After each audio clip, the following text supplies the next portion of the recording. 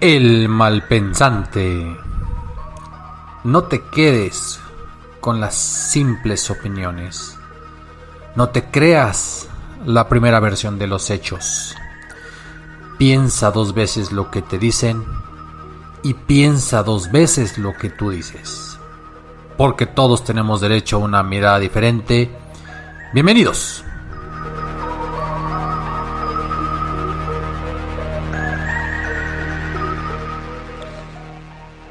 Estimados escuchas, ¿cómo andan de su muerte? Qué pregunta más rara, ¿no?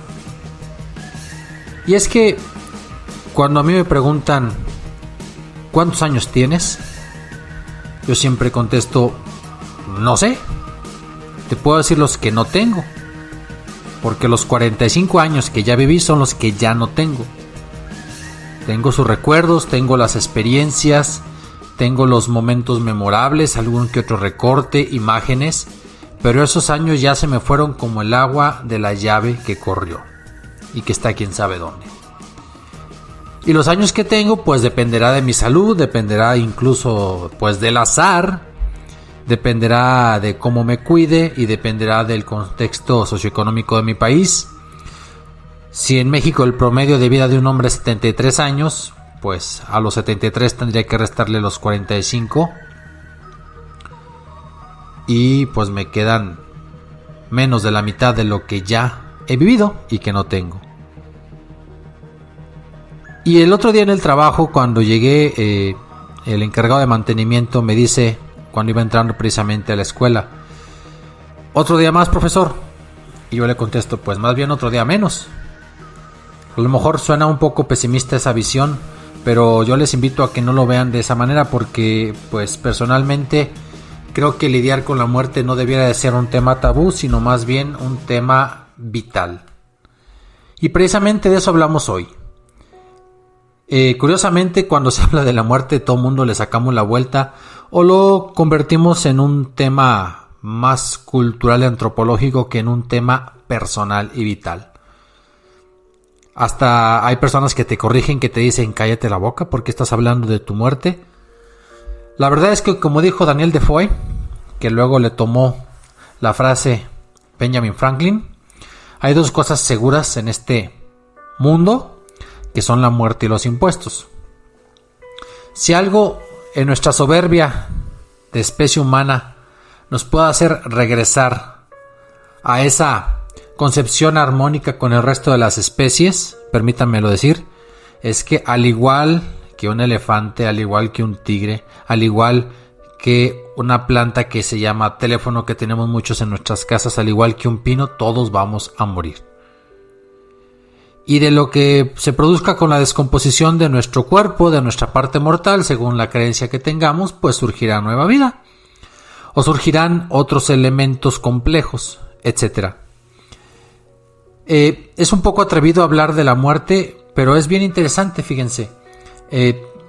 ¿Estamos muriendo de forma vital o estamos viviendo de forma mortal?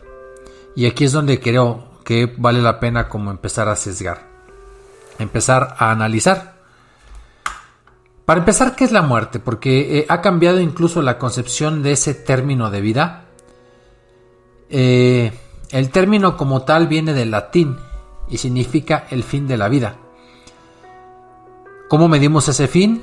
Pues lo medimos en forma primitiva cuando nuestro organismo deja de tener signos vitales, se para la respiración, se para el corazón.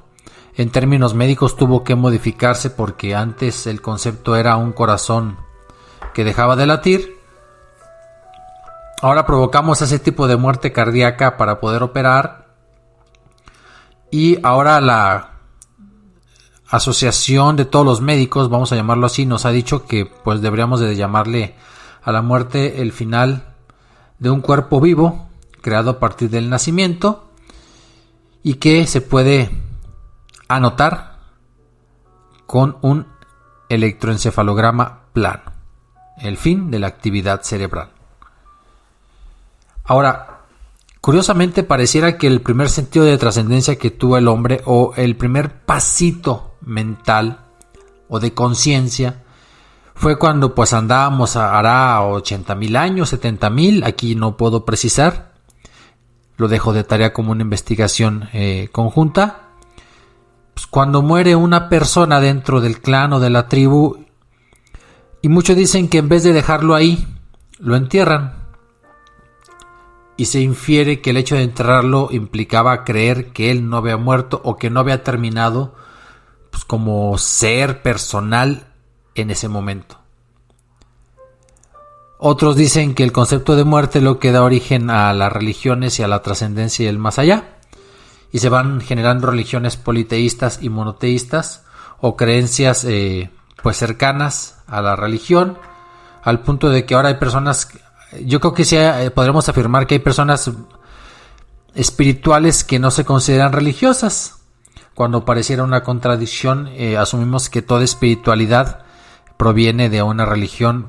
Si entendemos la religión como ese cuerpo organizado que tiene también pues sus libros sagrados y una estructura, pues efectivamente yo creo que lo que está ganando en muchas mezclas que ahora en la sociedad moderna o en esta era de Acuario, ¿verdad?, es que hay personas que no se sienten ligadas a la estructura religiosa porque los líderes los han defraudado, pero sí se sienten conectadas a algo más que quizás no alcanzamos a medir ni a comprobar, y eso sería la espiritualidad moderna. No me refiero a la espiritualidad tradicional o antigua, que son de esos famosos santos que hasta tenían visiones y apariciones. Pero según tu religión, y a veces la religión se convierte en el principal confort para afrontar el momento de la muerte. ¿Qué se concebía en los cristianos tradicionalmente? Pues que muriera la separación del cuerpo y del alma, y que eso no significaba que tú terminaras. Se acababa tu estancia en la tierra, se acababa un cuerpo que ya no servía y el alma continuaba. De hecho, en todos los grupos cristianos se considera que el alma es para siempre. Un poquito erróneo ese concepto porque tuvo un principio, aunque se cree que no tiene un final. Sería que no muere, mejor dicho, en el proceso espiritual de la palabra. Entonces hay destinos según el tipo de creencia o lo que sea dogma o no. Hay destinos para algunos como el cielo y el infierno. Por ahí el purgatorio que se inventa un poco después. Pero el punto es que la muerte no es el final definitivo de la estancia de un ser humano o de un ser personal dentro del cristianismo. En la religión musulmana, que recuerden que hay estudiosos antropólogos que dicen que el Islam más bien es como una secta judeocristiana. No se dice mucho, pero Mahoma, antes de decir que la oración tenía que estar dirigida a la Meca, primero dijo que tenía que estar dirigida hacia Jerusalén, nomás para que se den una idea. Y por ahí que el Corán tenga mucha similitud con la Torá y con también incluso algunos renglones talmúdicos y, ¿por qué no decirlo?, pues con la Biblia. Las tres grandes religiones monoteístas son pues una copia de la otra con sus diferencias, y la tercera pues una copia de la segunda y de la primera, incluso con un poco menos de diferencias. Entonces no es extraño decir que los musulmanes exactamente lo mismo.